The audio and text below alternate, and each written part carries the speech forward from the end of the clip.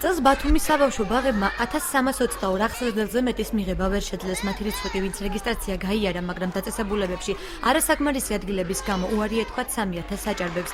IP ბათუმის ბაღების გაერთიანებაში ამბობენ, რომ მერვე და მე-13 ბაღები, სადაც ამ დრომდე სარეაბილიტაციო სამუშაოები მიმდინარეობს, აღსაძლებელების მიღებას 31 დეკემბერიდან შეძლებენ. საბავშვო ბაღებში გამოთავისუფლებულ ადგილებს კი ის პატარები დაიკავებენ, რომლებმაც რეგისტრაცია უკვე გაიარეს და დაწესებულებას ტერიტორიულად ეკუთვნიან. ჩარიცხულია 1322 აღსასრდელი, ხოლო მერვე და მე-13 საბავშვო ბაღიდან აღსასრდელები გადანაწილებული არიან სხვადასხვა საბავშვო ბაღებში. ამ შენობების რეაბილიტაცია უნდა დამთავრდეს, დასრულდეს დეკემბრის თვეში, ხოლო ეს ბავშვები თავისთავად შესაბამისად დაბრუნდებიან თავიანთ საბავშვო ბაღებში და აი ამ განაცხადის საფუძველზე დაუკავშირდებიან საბავშვო ბაღის გამგეები, პრიორიტეტების მიხედვით ჩაირიცხებიან ახლად საბავშვო ბაღის აღსასრდელები.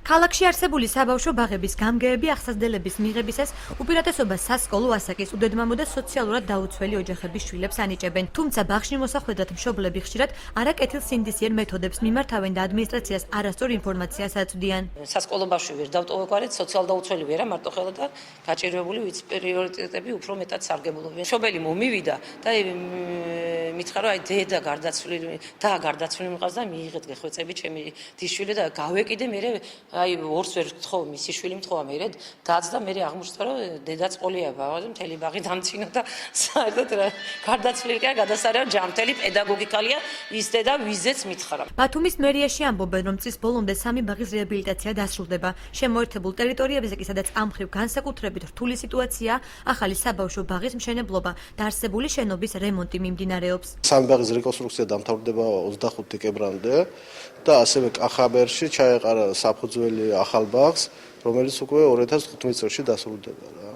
აი ამ ეტაპზე მხოლოდ ამის გაკეთება შეგვიძლია, რა თქმა უნდა, შემდეგ სექტემბერში გაიხსნება კიდე გონიოს ბაღი, დამთავრებულია იქ, სარემონტო სამუშაოები დამთავრებულია და ეს მაქსიმალურად ვეცდებით რომ რაც შეიძლება მეტი ბავშვი დავაკმაყოფილოთ. საქართველოს იუსტიციის სამინისტროს მონაცემებით ბათუმში 2-დან 6-მდე ასაკის სულ 12526 ბავშვია რეგისტრირებული.